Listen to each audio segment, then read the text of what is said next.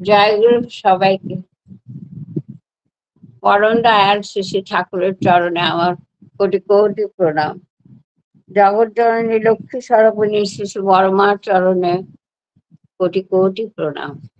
শুধু জগৎ জননী লক্ষ্মী স্বরূপিণী বললে হয় না, তার সঙ্গে আছে স্বামী সোহাগিনী, সেটা বলতে হবে। সেটা তার একটা মানে কি বলবো, অ্যাডজেক্টিভ বলা যায়, বিশেষণ, মানে বিশেষ করে তার চরণে আমার কোটি কোটি প্রণাম। পরম পূজ্য বজ্রশ্রী শ্রী বরদার চরণে আমার কোটি কোটি প্রণাম এবং বর্তমান আচার্যদেবের চরণে আমার প্রণাম। বলার অভ্যেস আমার কোনোদিনই নেই। কলেজে একটু আধটু গেছি, পড়েছি, তো কোনোদিন ইউনিয়ন টিউনিয়ন করিনি, তো মাইক টাইক নিয়ে হাতে কথা বলা অভ্যেস আমার হয়নি। তা পরম পূজনীয় সন্তুদা, যাকে আমরা নদা বলতাম, বর্দার ন ছেলে, তিনি একদিন আমাকে হঠাৎ বললেন, তার ওখানে আমার যাতায়াত ছিল 67-এ, তো বললেন যে আপনি বড় মারে দেখেছেন না? আগে আপনি বড় মার কথা করতে পারেন না? তা কি বলবো? তখন বললেন যে আপনি যেমন দেখেছেন তেমনই করে করবেন। আগে তাই বলবো, তাই তো ওটা তো একটা কথাতে শেষ হয়ে যাবে। ওটা আপনি বলেন না, সুযোগ পেলেই বলবেন। আপনি যদি কেউ কয় আপনারে, তাহলে আপনি কবেন। তো আজকে সুযোগটা এসেছে যখন, চেষ্টা করে দেখি। এখন সব কথা মনেও থাকে না। তা সবাইকে আমার জয়গুরু জানিয়ে দেখে শুরু করি। আমাদের পিসিমা ছিলেন পাবনার মানুষ। পাবনার মানুষ বলতে পিসিমাকে শৈলমা, ডাক্তার শৈলমা বলে ঠাকুর ডাকতে। তা 9 বছর বয়সে তিনি বিধবা, মানে তখনকার দিনে বিয়ে হয়েছিল, সে বুড়োদের সঙ্গে হতো তো আগেকার বিয়ে। তা সেই কোনোদিন বরের কাছে যাননি, 12 বছর না হলে যাবেন না, তো তার আগেই বর মারা গেল। তো কোনোদিন আর যাওয়া হয়নি। তো ঠাকুর বললেন যে শৈলীকে আবার বিয়ে দিয়ে দেখা আমার শ্বশুর মশাইকে। তখনকার দিনে তো সবাই বলতো যে এক ঘরে করে দেবে, তাহলে বিয়ে দেওয়া যাবে না। ওরকম ঠাকুমাও বললেন বিয়ে দেওয়া যাবে না। তো পিসিমাকে রেখে দেওয়া হলো। ঠাকুর তখন বললেন যে তাহলে ওরে আশ্রমে রেখে দে। কিন্তু আশ্রমে রেখে দেওয়া ওই রকম বালিকা ইতস্তত করছেন। তখন বললেন, দেখ তোদের বাড়ির যে বউরা, 3 বউ ছিল আমার শাশুড়িরা মিলে, ওদের ও শান্তিতে থাকতে দেবে না, ও সহ্য করতেও পারবে না, ওরাও সহ্য করতে পারবে না। কি প্র্যাকটিক্যাল ছিলেন তিনি। তা ওরে আশ্রমে রেখে দে। কিন্তু ঠাকুর কিন্তু আশ্রমে সেইভাবে কোন রকম কটূক্তি মানুষ করতে পারে বা কোন রকম খারাপ ভাবতে পারবে, সেই রকম ভাবে কিন্তু তাকে তিনি রাখেননি। তিনি সুন্দরভাবে তাকে ঘর একটা দিয়ে তাকে ভাড়া করে রেখে ওই পাবনাতে তাকে ওখানে মিডওয়াইফারি শেখালেন।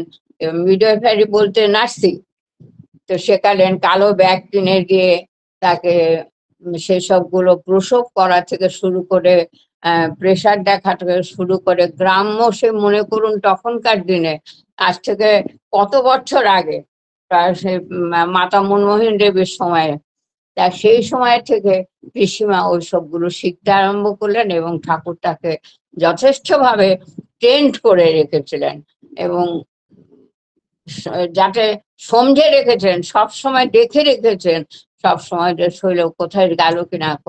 এখন এই শৈল পিসিমাদের একটা গ্রুপ ছিল। গ্রুপের মধ্যে ছিল কালীষষ্ঠী মা, তারপরে আমাদের আরো পিসিমা ছিলেন অনেক, নাম আমি ঠিক, ক্ষেত্র পিসিমা। আমি দেখেছি কয়েকজনকে, মানে খুব বৃদ্ধা অবস্থায়। আর পিসিমাকে আমি যখন দেখেছি তখন প্রায় 70-70 বছর এরকম হবে পিসিমাকে যখন আমি দেখি আর কি। তা পিসিমার কাছ থেকে বহু গল্প শুনেছি। আর বলতেন যে ঠাকুরের ভালোবাসার চোটে পদ্মার এপার আর ওপার বলে কিছু ছিল না, জানো। ওইদিকে কুষ্টিয়া, এদিকে পাবনা, এই জন্য ভেসে গিয়েছিল তার ভালোবাসার ইয়েতে, সমস্ত যেন পাবনা কুষ্টিয়া যেন একাকার হয়ে গিয়েছিল, বুঝলে?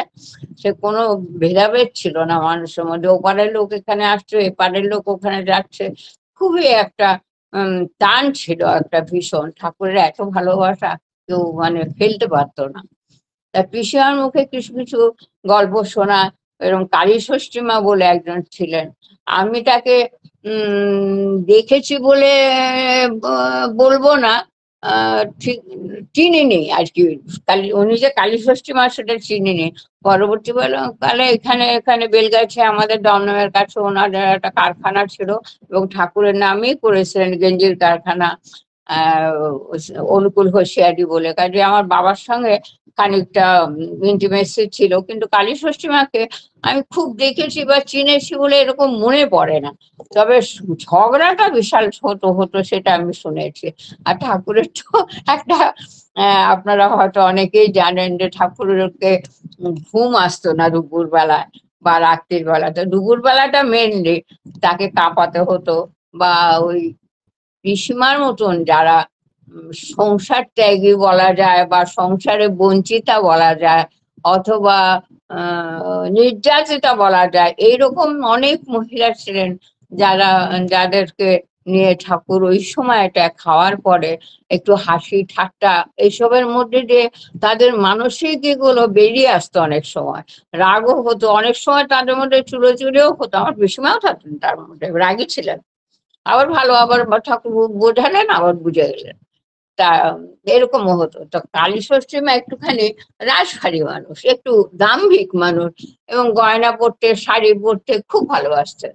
আর পিসিমা তো সেরকম পরতো না, একঘেয়ে একরকম শাড়ি পরতেন বেশিরভাগই, সাদা নয়, একটু একটু গঙ্গাজলি রং রং মতন এরকম পরতেন। কারণ খুব কালারফুল শাড়ি পরেছেন বললে, আমি যখন আমার কাছে ছিলেন দাঁত টাত তোলার জন্য, তখন পিসিমাকে আমি যে শাড়ি কিনে দিয়েছিলাম, বললেন আমি তো এত ভালো শাড়ি, এত রঙের শাড়ি কোনদিন পরি নাই, এই প্রথম পরলাম। কাজে মনে হলো আমার সেজন্য, খুব রঙিন না কিন্তু একটু ওই আর কি, যেরকম পুজো টুজোর শাড়ি যেরকম মানুষ পরে সেরকম শাড়ি কিনে দিয়েছিলাম। তা পিসিমা বলছেন যে ওই কালী ষষ্ঠী মা খুব অহংকারী মানুষ ছিল, আর তার একটি ছেলে ছিল, সে মানে পাগলও বলা যায় না, বদমাশও বলা যায় না, তার নাম ছিল সুরেশ। তাকে আমি রেখেছি আমাদের বাড়িতেও, এখানেও আসতো সে, ভীষণ রাগী, ভীষণই। তো কালী ষষ্ঠী মা ওখানে সবসময় সকালবেলাও আসতেন একবার করে, গয়নাগাটিটা থাকতোই, কিন্তু শাড়িও ভালো পরতেন, ভালো চড়াপাড় শাড়ি পরতেন সবকিছু। আমি দেখেছি সে মানুষটাকে, কিন্তু কালী ষষ্ঠী মা বলে জানতে পারিনি। তা একবার শুনেছি মানে পিসিমার মুখে যে কালী ষষ্ঠী মা ওখানে বসে আছেন, তো ঠাকুর বলছেন যে আমাকে শাড়ি আনবার যে পারিস, একটু ইয়ে থেকে বৈদ্যনাথ থেকে তো শাড়ি এনে দিয়েছে, বলছে ওই ওই কালী ষষ্ঠীকে দে।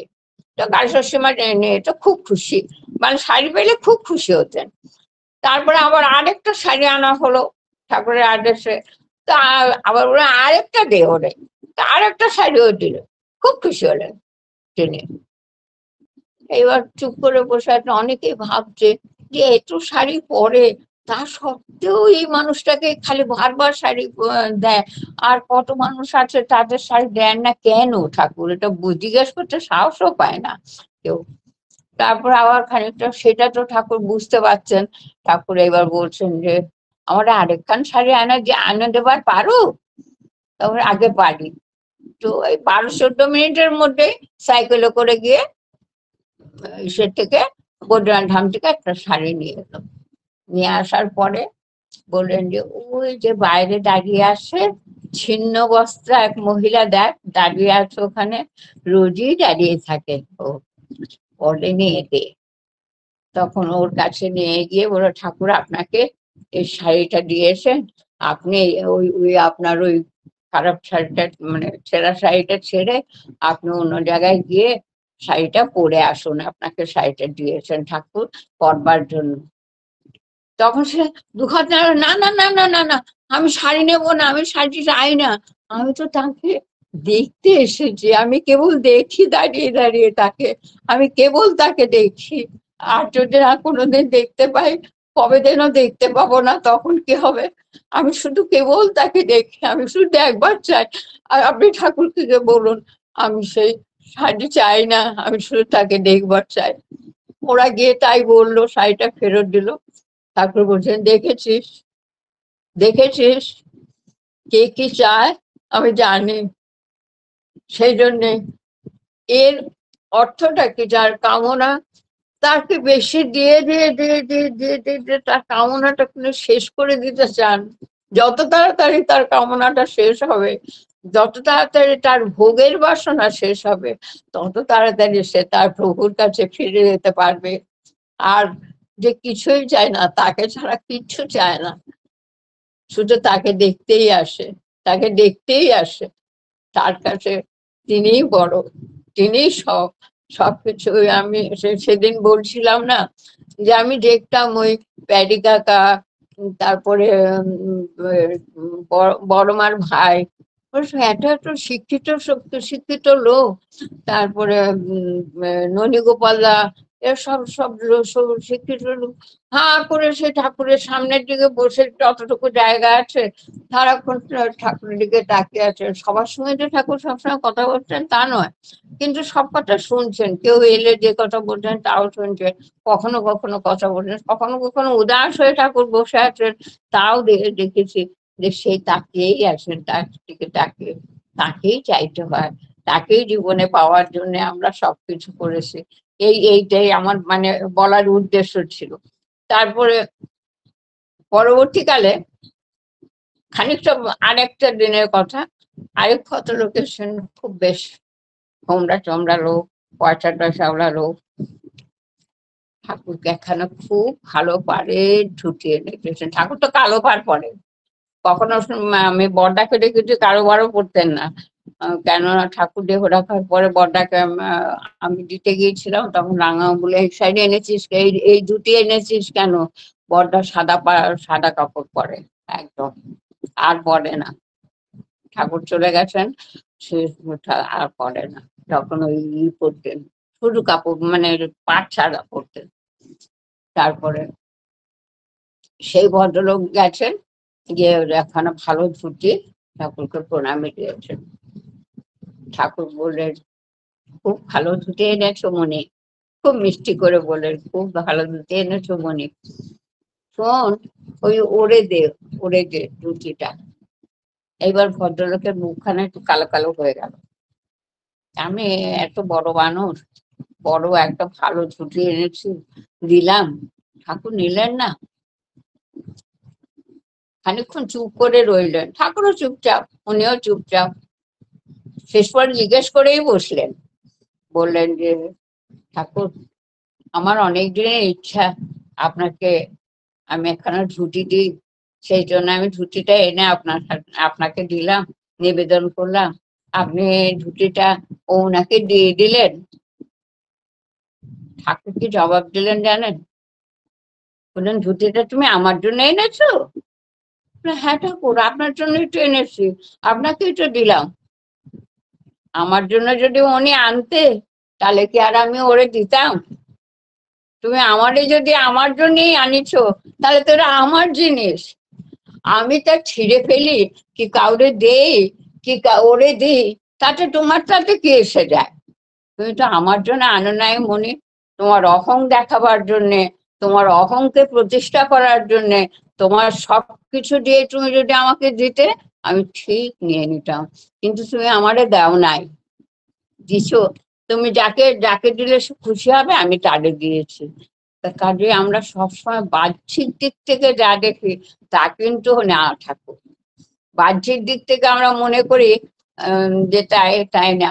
আমার জীবনে ওই যে একটা ঘটনা হয়েছে, ওই যে ঠাকুর সত্যানুসরণ করতে গিয়ে দেখি না, যদি তার কথা বলতে আনন্দ, শুনতে আনন্দ, তার কথায় আনন্দ, তার আদরে আনন্দ, তার অনাদরেও আনন্দ হয়, আমি নিশ্চয়ই করে বলছি, তোমার জন্য তোমার আর ভাবতে হবে না।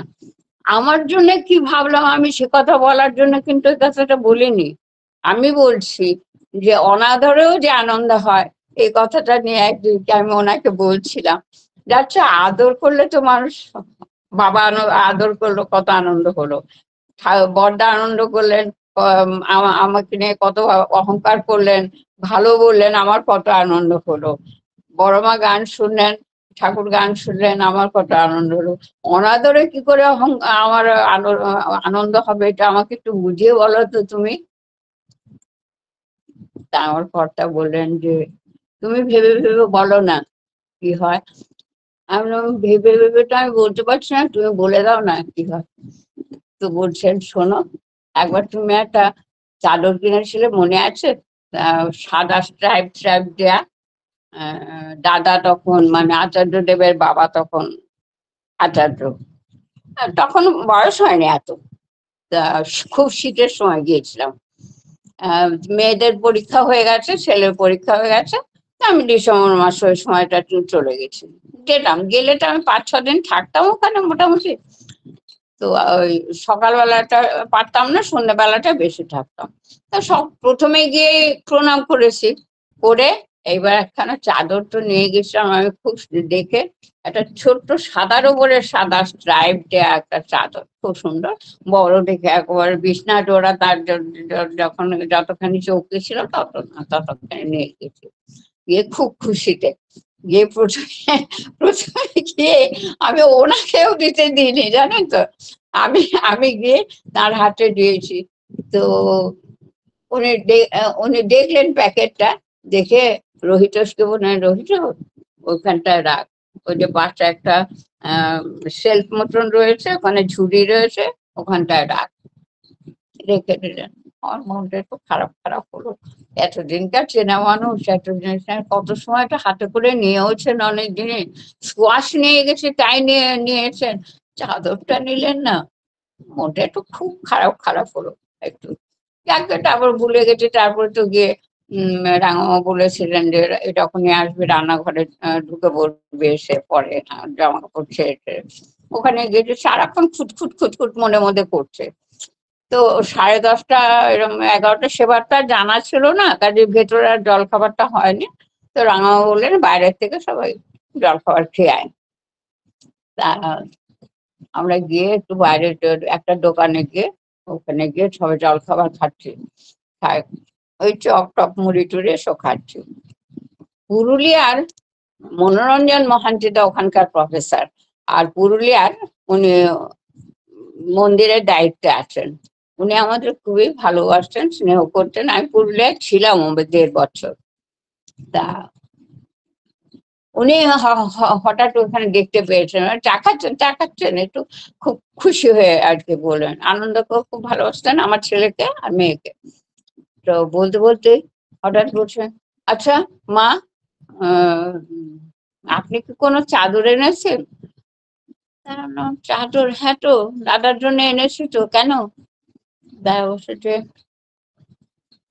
হঠাৎ করে দাদা বলছেন, এই রোহিত, রোহিত, এই আমার স্বামীর নাম করে বলছেন, ওই অতীশদার স্ত্রী যে একটা চাদর নিয়ে আসছিল না, সেই চাদরটা দে তো আমাকে, আমার বড্ড শীত লাগছে, আমার বড্ড শীত লাগছে। তাই জন্য আমি আমি ভাবলাম যে তাহলে ওনার নাম করে যখন বলছেন, তাহলে আপনি বোধহয় দিয়েছেন। বলে সে চাদরখানা নিয়ে এমন করে গায়ে দিলেন, যেন মানে শাল টাল গায়ে দেয় এরকম করে চাদরটা গায়ে দিয়ে আলো আনে গায়ে দিয়ে উনি বসলেন।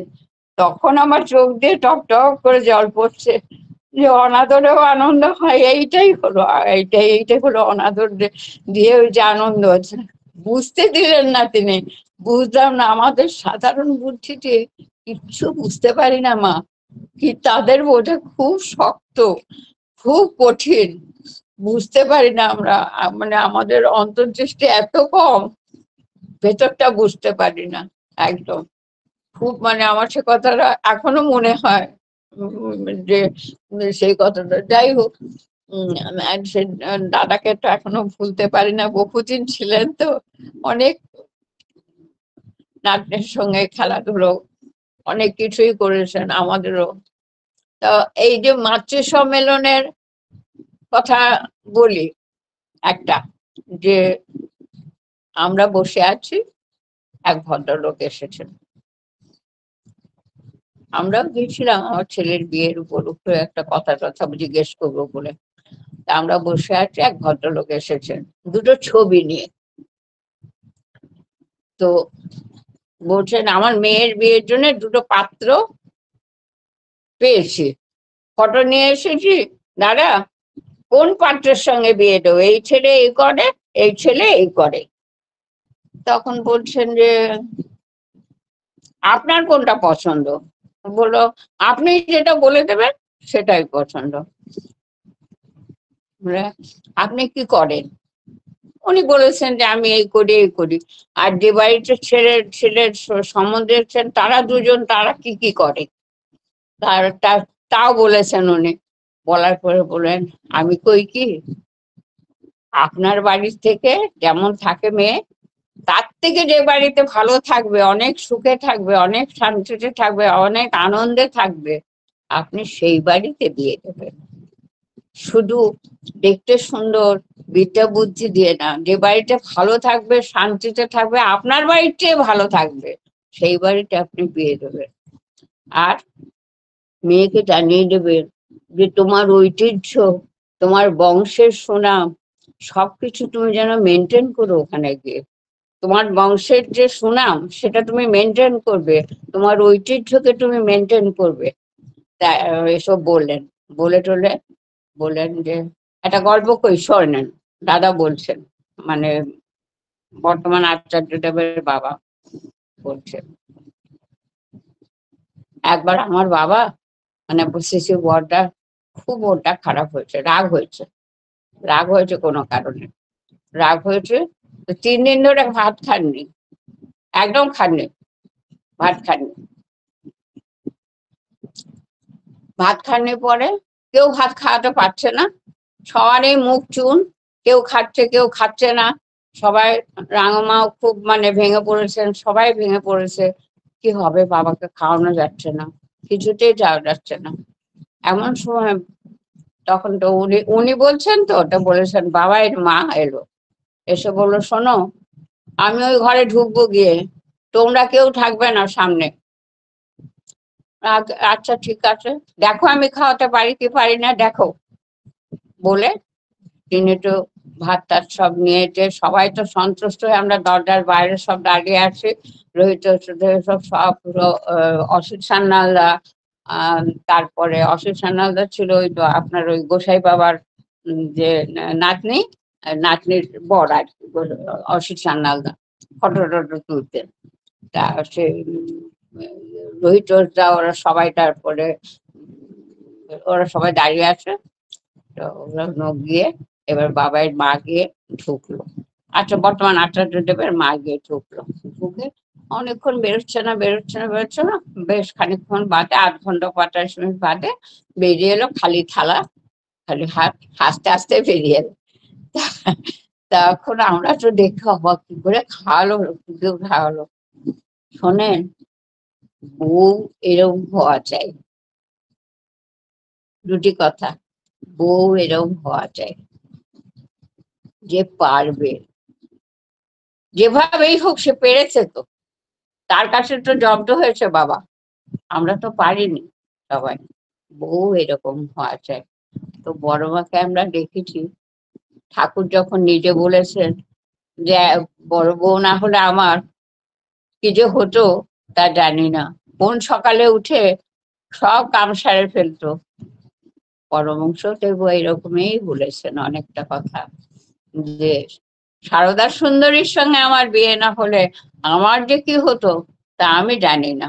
তিনি তো অত গোছ করে বলতে পারতেন না, তা এরকম বলতেন। আর সেই লক্ষ্মী তারা যখন ঘরে আসে, সব কিছুটাই সুন্দর সুষ্ঠু হয়ে ওঠে। এবং তারা এই শিক্ষাই দিয়ে যান মেয়েদের কাছে, যে তোমরা শুধু স্বামী সেবা কেন, সবাইকেই, সবাইকেই, পশু থেকে পাখি থেকে সমস্ত জীব জন্তুর থেকে সবাইকে একটা প্রেমের বাঁধনে বাঁধো, আদর করো তাদের। পরশুদিন আমার বাড়িতে একজন এসেছিল, মানে আমার বোনের ছেলে, সে একটু বর্ধিষ্ণু চাকরি টাকরি করে, কিন্তু কুকুরটা রেখে আসার জায়গা নেই, সে নিয়ে চলে এসে। আপনি বিশ্বাস করতে পারবেন না, কুকুরটা এসে ঢুকেই সে এসে আমার কাছে এসে বলছে, আর উনি আমার দিকে তাকাচ্ছেন, ভয় পাচ্ছেন, কিন্তু কুকুরটা এত আদর করলো আমাকে, এত ভালোবাসলো। আমি তো ওর গায়ে শুধু শুধু রাধার সঙ্গে নামেই করলাম, তুই তো ভালো ঘর থেকে এসেছিস, নাহলে অত রাজসুখে আছিস কি করে, ভালো বাড়িতে আছিস, সামনের জন্মে যেন আবার ভালো করে থাকতে পারিস, আবার ভালো নাম পেয়ে যেন এই নাম যেন তোর আবার পাওয়া হয়, তুই যেন ভালো যেন ঘরে আবার জন্ম নিস, ভালো হয়ে মানুষ হয়ে জন্মাস। এই যে একটা মানে কর্মফলের একটা একটা ইয়ে, মানে ইয়ে থাকে, মানুষ যা কর্ম করে তার একটা তার ফল, তার ফলে একটা গাছকে, ছোট্ট গাছকে পুঁততে দেখেন না, একটু বড় হয় আস্তে আস্তে আস্তে আস্তে, তারপরে সে ফুল দেয়, ফল দেয়। একটা আম গাছ পুষলে সে যত্ন করলে তাকে ফুল দেয়। এই যত্নটা কি আমাদের যজন যাজন ডিস্ট্রিবিউট করবো আমরা প্রত্যেক দিন, এই যত্নটা হবে আমাদের। এই ঠাকুরকে নিয়ে চলছি তো আমরা, যজন করব মানে বড় বড় কথা বলা না, বড় বড় কথা বলা না, আত্মার মধ্যে আমার ভেতরে ভেতরে তিনি থাকুন, এইটাই কথা। ভেতরে তিনি আছেন কিনা সর্বদা, এইটাই আমাকে খুঁজে খুঁজে দেখতে হবে। আমি হারিয়ে ফেলছি না তো তাকে, সবসময় মনে হবে আমি তাকে হারিয়ে ফেলছি না তো, আমি যেন হারিয়ে যাই না তিনি যেন আমার কাছ থেকে। এই অহং বোধটা আমাকে ছেড়ে দিতে হবে। ওই যে ঠাকুর বলে, দুই তিনটে শয়তান আছে তোমার অহংকারে, আমি আমিটাকে ঝেঁটিয়ে বার করে দাও, অহংকারী আমিটাকে, দাম্ভিক আমিটাকে তুমি ঝেঁটিয়ে বার করে দাও, সাফ করে দাও, তা না হলে কোনো শান্তি নেই। আর এই অহংকারটাকে ত্যাগ করতে হবে মেয়েদের। আর মেয়েদের সবচেয়ে হলো সংসারে রান্না বান্নাটা একটু নিজেদের হাতে করাই ভালো। এখন পারে না মেয়েরা, চাকরি টাকরি করে অনেকে, লোক দিয়ে রান্না বান্না করায়, কিন্তু তখনকার দিনেও তো করতো সবাই, কিন্তু এখন সম্ভব হয়তো হয় না, কিন্তু চেষ্টা করতে হয় যাতে নিরামিষ রান্নাটা একটু তারা করে দেয় বা ভালোভাবে করতে পারে, এগুলো চেষ্টা করতে হয়। তো খাওয়া দাওয়ার উপর একটু যত্ন রাখতে হয়, তো সেই জন্য আমরাও তো বেঁচে আছি নিজে হাতে করে। আমার ৭৯ বছর বয়স হলো, আমি তো নিজে হাতে করেই রান্না করি এখনো। হয়তো আগের মতন ভালো হয় না, হয়তো বেশিটা পারি না, কিন্তু হাতে মাঝে সাঝে ব্যথা হচ্ছে, সবই হচ্ছে, এক্সারসাইজ করি তার জন্য, চেষ্টা করতে হয়। আর কি, নিরামিষটা একটু খাওয়া ভালো। আমি যখন নিরামিষ খেতাম না, তখন যেরকম ছিলাম তার থেকে অনেক অনেক কাজ বেশি করতে পারি এখন। এখন অনেক বেশি কাজ করতে পারি, কারণ বিয়ের পরে আমি মাছ খাওয়াটা ছাড়তে একটু দেরি হয়েছিল, ২-১ বছর, কিন্তু তার থেকে এখন অনেক বেশি কাজ করতে পারি, কোনো অসুবিধা হয় না। আর সেটা আমাকে রাগমা অনেকটা হেল্প করে দিয়েছেন, বারবারই বলেছেন নিরামিষ কিন্তু খাস। আর একটা কথা বলেছেন, সেটা সবার সামনে বলা উচিত হবে কিনা আমি জানি না, বলেছেন শোনো, ঘরে কিন্তু শাশুড়ি নেই, মনে রেখো। হ্যাঁ, আগে একটা গোপন কথা বলি, বাড়িতে অনেক সৎসঙ্গী আসবে, ঋত্বিক আসবে, অধৈর্য আসবে, পান্ডাথালি আসবে, গুরু ভাই আসবে, মেয়েদের কিন্তু নিজস্বত্ব বজায় রাখতে হবে, খুব সমীহ করে থাকতে হবে বলে কিছু ঘটনা বললেন আমাকে। খুব ক্লোজলি অনেক সময় কথা বলতেন সন্ধ্যের দিকটায়, অনেক কথা বললেন, যে একটা মানুষ কিন্তু অনেক পর হয়ে গেল আমাদের থেকে, বুঝলে, কাজে সেগুলো টপ করে কোনো মানুষকে দুদিন থাকতে দেওয়া বা রাত্রি বাস করতে দেয়া কখনোই দেবে না। সবাইকে বিশ্বাস করা ভালো, ঠাকুরের মানুষ সবাইকেই ভালোবাসা ভালো, কিন্তু মেয়েদের বুদ্ধি প্রখর হওয়া দরকার, না হলে পরে হবে না। বুদ্ধি, নড়াচড়া, চাল চলন, চোখের ভাষা দেখে বুঝে নেবে তোমরা যে কেমন সে, চোখের দেখা, হাত থেকে কোনো জল নিও না। ইয়ে হিরাল কাকু বলতেন, বৌমা আমি তোমার হাত থেকে জল খাইলাম, একটা নাড়ু খাইলাম, আমি নাহলে ঠাকুর না করছেন আমারে, কল থেকে জল খাইতে কইছেন, হিরালাল চক্রবর্তী বলতেন।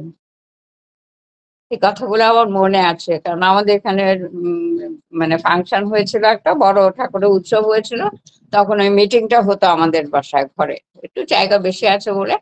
মিটিংটা হলো, বৌমা আমি উনি মিষ্টি খেতে নামে নোনতা নোনতা নাড়ু করেছিলাম, অল্প সামান্য মিষ্টি দিয়ে বিট নুন দিয়ে যে নোনতা নোনতা নাড়ু করেছিলাম।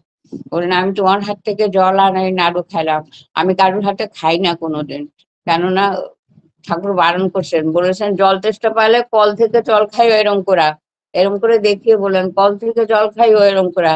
তবু মায়াদের হাত থেকে জল খাইয়ে না, সবসময় সব মায়াদের হাত থেকে জল খাইবা না, এগুলো ভালো না, এগুলো ঠিক না।